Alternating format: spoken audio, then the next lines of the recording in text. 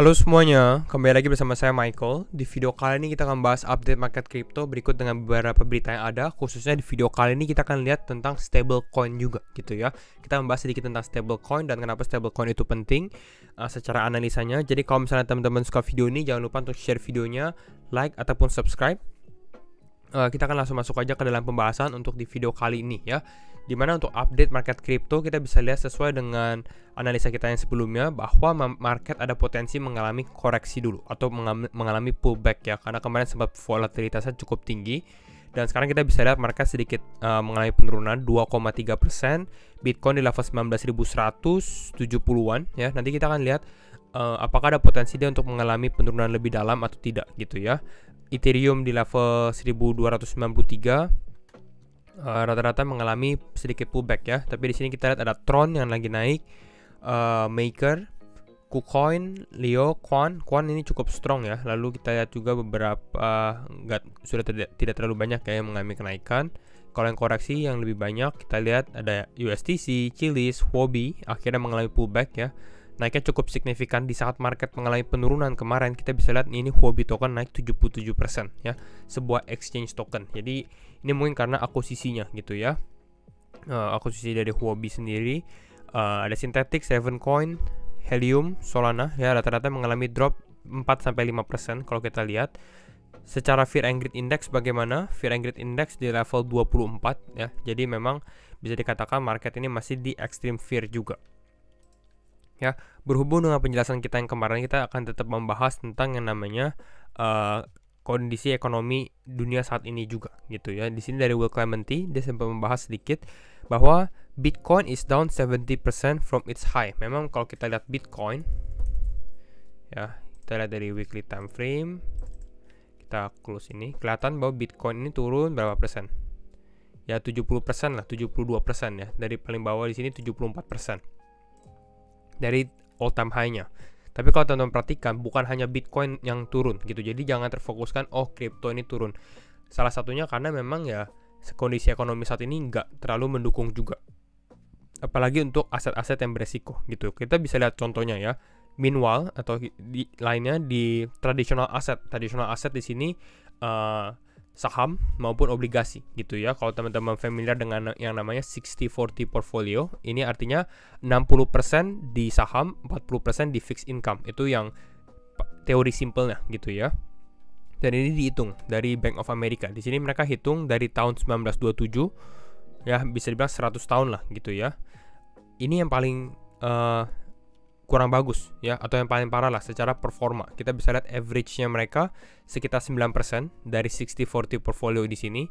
Bisa dilihat di tahun 2022 ini mengalami drop sangat besar dibandingkan dari tahun 1927 di sini, 1930-an. Ini drawdown-nya atau penurunannya paling besar seperti itu. Jadi kita bisa lihat dari hal ini aja gitu ya. Suatu yang besar gitu. Jadi kalau teman-teman yang masih bertahan sampai saat ini, masih lihat kripto, masih melihat kondisi ekonomi, berarti teman-teman adalah salah satu yang akan sukses juga gitu ya. Kita lihat 60-40 portfolio seperti ini. Kita lihat kalau lihat dari beritanya ya, facing worst returns in 100 years ya, paling parah returnnya dalam 100 tahun. Kita lihat dari sini, 2020 is a simple tale of inflation shock causing rate shock. Jadi ya simpelnya 2022 ini ya shock dari inflasi yang sangat-sangat tinggi ya, membuat shock dari suku bunga juga, kenaikan suku bunga yang agresif seperti itu ya. Kita bisa lihat dari sini juga dari Reuters, S&P 500 index mengalami penurunan 23% di tahun ini. Tapi 15%-nya ini dimulai dari bulan Agustus, pertengahan bulan Agustus gitu. Dan ini untuk klarifikasi 60-40 atau 60-40 portfolio ini berarti artinya ya 60% di saham atau di stocks, 40% di fixed income gitu. Jadi kita bisa lihat bukan hanya kripto doang, bukan hanya Bitcoin yang mengalami penurunan gitu ya. Ini disupport juga dengan pembahasan kita yang sebelumnya, di mana ini adalah salah satu tahun yang cukup parah gitu ya. Di sini US bond return-nya negatif, stock return-nya juga negatif gitu. Nah, ngomongin tentang stablecoin juga, dari stablecoin kita bisa melihat potensi apakah market bisa mengalami reversal atau tidak, atau kira-kira kapan market akan naik gitu ya. Untuk saat ini dua stablecoin ya yang masih kuat saya rasa ya, USDC maupun USDT ya. USDT dan USDC ini kalau teman-teman perhatikan secara market cap mereka berdua yang menjuarai gitu ya, yang nomor 1 dan nomor 2. Nomor 3-nya adalah BUSD. Kita kalau lihat dari coin market cap juga, USDT nomor 3, USDC nomor 4, BUSD nomor 7 gitu ya. Ini stablecoinnya di Binance. Ya. Jadi ini hanya sebuah grafik aja gitu ya. Tapi yang menariknya di sini dia membahas ya, USDT continues to lead across all the top blockchains with a market cap exceeding 68 miliar dolar gitu ya, masih menjadi nomor 1. Tapi kalau teman-teman lihat lebih dekat lagi, ini USDT punya market cap ini mengalami penurunan nih. Ya, mulai dari bulan Mei sedikit mengalami penurunan. Nggak seagresif dulu. Justru USDC ini yang makin bertambah, BUSD juga semakin sedikit lebih besar seperti itu ya. Mungkin karena isu-isu USDT yang bisa dikatakan cukup orang menjadi waspada gitu ya. Jadi orang-orang lebih memilih USDC ataupun BUSD juga. Tapi kalau ditanya rekomendasi mana ya, saya rasa ketiga ini udah cukup aman ya. Kalau teman-teman mau lebih aman lagi ya bisa dipecah-pecah masing-masing ya, USDT, USDC maupun BUSD seperti itu. Ya, ini untuk stablecoin. Sekarang kita akan lihat untuk analisa teknikal ya. Untuk Bitcoin kita akan update. Kembali lagi disclaimer on and do your own research karena setiap keputusan tetap di tangan teman-teman. Kalau kita lihat ini sesuai masih ekspektasi kita, dimana kita sempat membahas kemarin potensi Bitcoin mengalami pullback dulu terlebih dahulu ya, karena ini sudah naik ke target kisaran level 19.900-an walaupun belum ke level 20.000. Tapi secara overall di sini masih dikatakan ada potensi untuk Bitcoin mengalami reversal lagi secara upside, karena di sini kita lihat level 19.900 ini sudah terkena gitu ya. Jadi kalau misalnya ini berhasil kita bertahan di level support, saya rasa untuk Bitcoin untuk testing ke area level 20 ribuan di sini, mungkin 20.500 atau top mungkin sekitar level 21 ribuan mungkin masih bisa gitu ya. Tapi bukan berarti semena-mena kita hanya hoping aja. Kita lihat secara price action dulu gitu ya. Kita bukan hanya berharap, tapi kita lihat secara price actionnya bagaimana, apakah ada momentum yang cukup kuat untuk membuat Bitcoin mengalami kenaikan gitu ya. Walaupun kalau naik pun gitu ya, kalau misalnya kita naik pun, saya rasa skenario untuk Bitcoin kembali lagi mengalami penurunan sendiri pun masih cukup besar juga gitu ya. Jadi itu yang kita bisa disclaimer dulu. Jadi apakah ini ada potensi kita pump sebentar lalu mengalami koreksi lagi, atau kita akan lanjut mengalami koreksi ke bawah juga seperti itu. Nah, kalau kita lihat di time frame 4 jam, di sini Bitcoin masih tertahan oleh level support yang sempat kita bahas juga. Nah, kita kalau tarik garis di sini, kita panjangin. Nah, ini masih bisa dibilang tertahan ya. Jadi dia tertahan ke level 19.100-an ya. Ini kemarin sempat turun sampai level 19.000 di bawah sini. Dan sekarang ini lagi konsolidasi aja di area tersebut gitu. Kalau kita lihat ini garis yang warna putih ini cukup krusial juga ya, karena ini adalah garis, bisa dibilang garis resistance juga gitu ya. Jadi ini kita lihat dalam beberapa jam ke depan apakah Bitcoin relatif bisa menunjukkan seakan-akan dia mengalami breakout ya, atau mengalami kenaikan, mungkin bisa ke level 19.300-an, ini cukup bagus. Atau potensi berikutnya yang saya lebih condong adalah untuk mengalami rejection di area ini ya, penolakan gitu. Ini pun juga bisa terjadi penolakan di sini karena ini di dalam resistance line-nya, lalu mengalami penurunan dahulu gitu, dan mungkin testing ke area bawah sini, ke area kisaran level 18.900-an ya, karena saya rasa di level 18.900-an ini cukup demand-nya cukup strong juga gitu. Jadi mungkin ini bisa bertahan dan baru dari sini Bitcoin bisa mengalami kenaikan lagi gitu ya. Ini secara skenario-nya.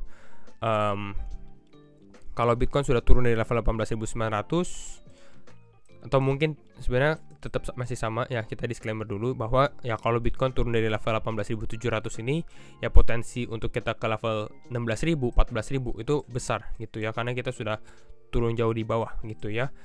Kalau kita lihat dari time frame yang daily, grafik kita yang kemarin, kalau teman-teman ingat ya, di sini kita bahas bahwa kalau misalnya Bitcoin mau mengalami kenaikan, ini kita harus break level 19.500-an. Ya, 19.500, 19.600 dari time frame daily ada kelihatan kita mau breakout seperti itu ya.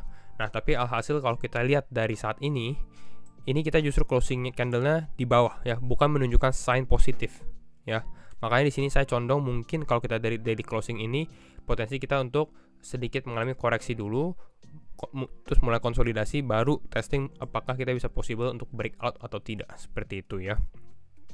Nah, kalau kita lihat momen atau garis yang cukup kuat atau support yang cukup kuat untuk menahan Bitcoin sendiri, ini di garis yang saya sempat bahas ya, atau sempat gambarkan ya.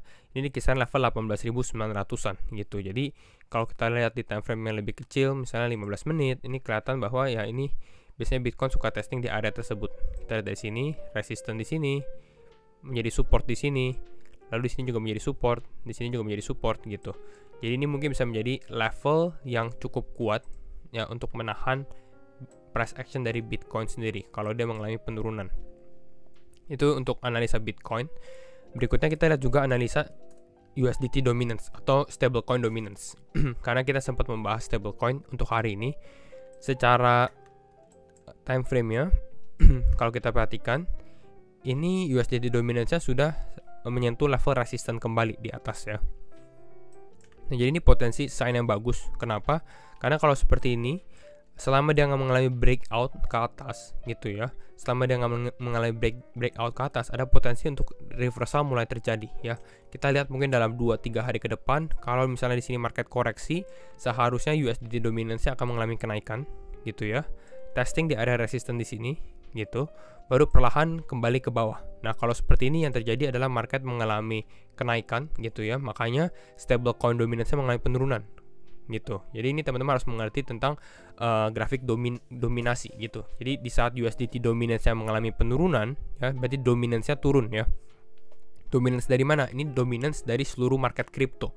Jadi misalnya dia dari 7,8%, dia turun jadi 7%, kemana sisanya? Sisanya ini beralih ke dalam altcoin atau kripto yang lain seperti itu. Makanya kita bisa lihat kalau misalnya USDT dominance yang mengalami penurunan, artinya kripto rata-rata cukup hijau gitu ya, bahkan potensi mengalami kenaikan. Nah, itu untuk USDT dominance-nya.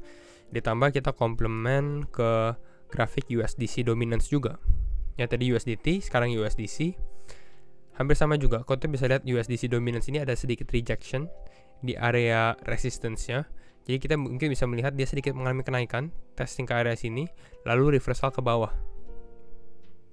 Ya, kalau hal ini terjadi pun juga cukup bullish sebenarnya untuk market crypto gitu ya. Akan lebih bullish lagi kalau kita lihat USDC dominance ini mengalami turun atau breakdown justru dari support ini.